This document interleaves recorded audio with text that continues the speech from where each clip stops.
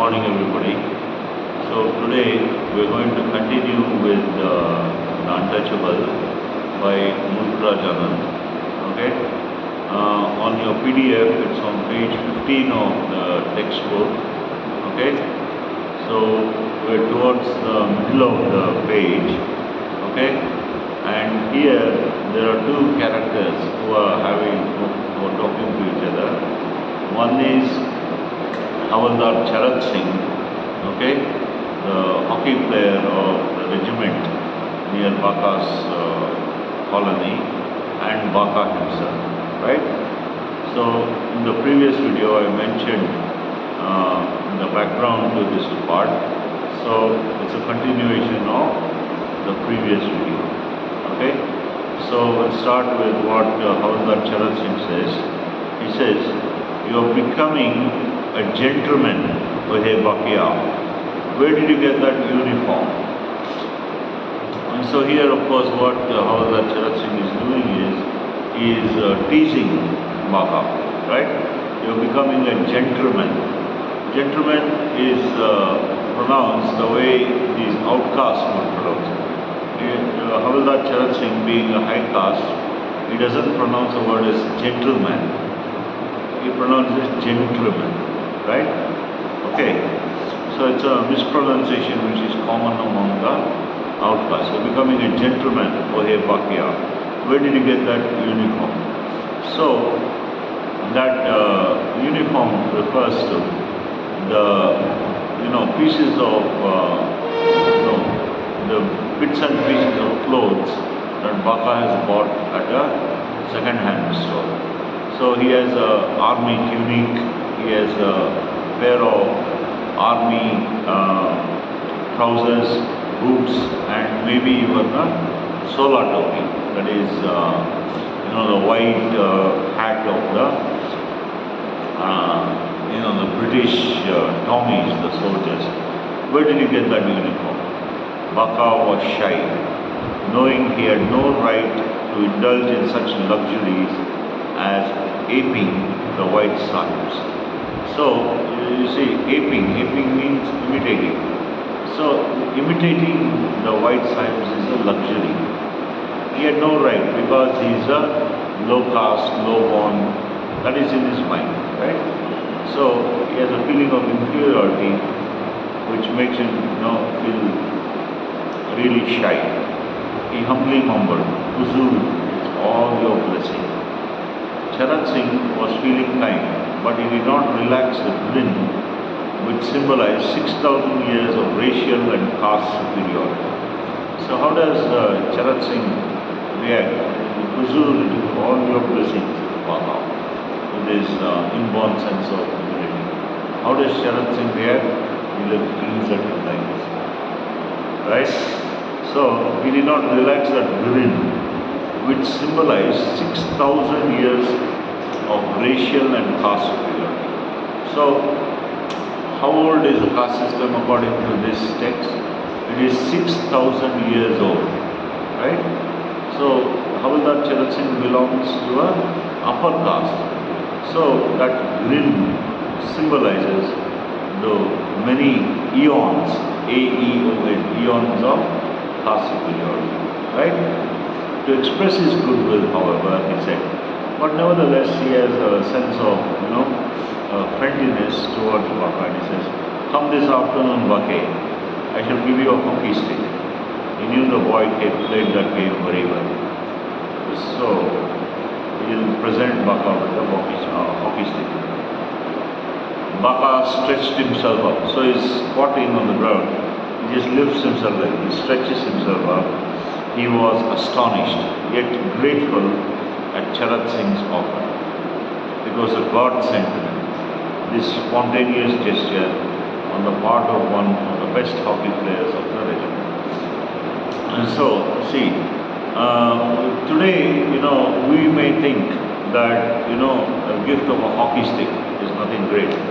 After all, we all have, laptops, hundreds of thousands of rupees of laptops, and so many other gadgets and gizmos and so on. But in those days, in the 1940s, 1960s, okay, hockey stick was really something special. Or the people of my generation, cricket bat or leather ball, wickets with bails, right? These were something really special. So anyway, Baka was astonished yet grateful at Charak Singh's offer. It was a godsend. Godsend is something given by, sent by God. This spontaneous gesture on the part of one of the best hockey players of the regiment. So Havildar Charak Singh is one of the best hockey players of the regiment.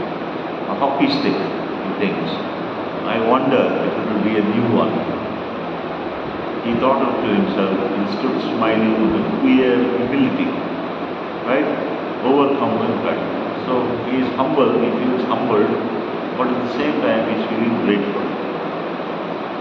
Charak Singh's generous promise had called forth that trait of servility in Baka which he had inherited from his forefathers. So Charak Singh's great, offer had called forth means it had brought out the trait of servility. Servility is that streak of the nature of a servant in Baka which he had inherited from his forefathers. The weakness of the downtrodden, the helplessness of the poor and the indigent suddenly receiving help. So when the poor and the indigent actually means, you don't have even a single naya paise to your name. So the weakness of the downtrodden, the helplessness and the poor and the indigent, when they suddenly receive help, how do they feel? They feel grateful, they feel astonished, and they feel survived, right? So this is how Baka reacts, right? The passive contentment of the bottom dog suddenly illuminated by the prospect of fulfillment of a secret and long cherished desire, right? So, see the passive contentment, when Baka receives that hockey stick, he feels contented, it's passively, right? He doesn't react. Passive contentment of the bottom dog. The person who is at the bottom of the pecking order. Pecking order means, for example, you have a lion, it's at the top of the pecking order. Whereas, something like a deer or a rabbit is at the bottom of the pecking order. So, the Baka, these untouchables are at the bottom of the pecking order. And the contentment of the bottom dog suddenly illuminated, by the prospect of fulfillment of a secret and long cherished desire. So Baka had a long cherished desire to play hockey, but he couldn't because he couldn't get a hockey stick. Now that dream can be fulfilled. So he saluted his benefactor and bent down to his body. So how does he react? He salutes his benefactor and bent down to his body. Right?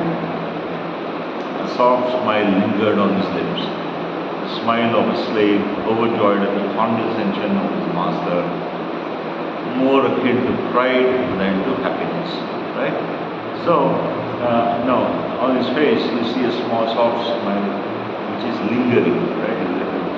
Very contented, very happy, very satisfied, right? A soft smile lingered on his lips. The smile of a slave, overjoyed at the condescension of his master. When a slave's master gives him something which the slave had long wanted, this is how the slave would get. So, the reaction of Baka to receiving the hockey stick from Charak Singh, right? So, this is how he reacts, right? It's more akin to pride than to happiness. So, his reaction is more like he's proud, he's feeling proud that he's received the hockey stick than to happiness, right? So, again you see the minute, what do you say, the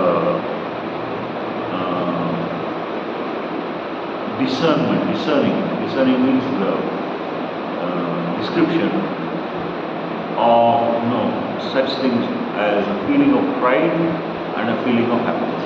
Baka feels proud rather than happy to receive the hockey stick from Havildar. So, These are the sort of portraits which great authors are capable of, right? You or I will never think of uh, examining or even describing such things, right? So and he slowly slipped into a song. So as he is working, as his body moves, right? As he sweeps, as he cleans the latrines, he slowly slipped into a song. The song came onto his lips. The steady heave of his body from one latrine to another made the whispered refrain fairly audible now. Steady heave of his body. So how is he sweeping? He's sweeping like this, right? And he's cleaning like this. So the heave, the pushing up and the going down, the steady heave of his body, right, made the whispered refrain. A refrain is a song. So that song becomes fairly audible because he's doing this, right? So, and he went forward with eager step from job to job, from one latrine to the other. It was a marvel of movement, dancing through his work. Only the sway of his body was so violent that once the folds of his turban came undone and the buttons of his overcoat slipped from their worn out folds. Only the sway of his body. Sway is the movement. He's doing this. This is a sway. As he's sweeping, this is the movement of his body. The sway of his body. What did it result in? It was so, strong. The swaying was so strong. The movements were so strong. The folds of his turban came undone. They came undone. And the buttons of his overcoat slipped from their worn out clothes. So it's a second-hand, third-hand coat is bought from the second-hand shop. So the buttons, they've been buttoned and unbuttoned many times. The holes are worn out, right? But this did not hinder his work. It did not stop him from working. He clumsily gathered together his loose garments and proceeded with this. So he clumsily sort of did this, clumsily gathered the folds of his garment and proceeded with this. Okay? Men came one after another towards the trains. Most of them were Hindus. Naked except for the loincloth, brass jugs in hand and sacred clay twisted around their left ears. So men came one after another towards the latrines. Most of them were Hindus, naked except for the loincloth, okay, and the brass jugs and sacred twisted around their left ears. Occasionally came a Mohammedan who wore a long white cotton tunic and baggy salwars holding a big copper kettle in his hand. Right? So we'll stop there for today. Right? Thank you.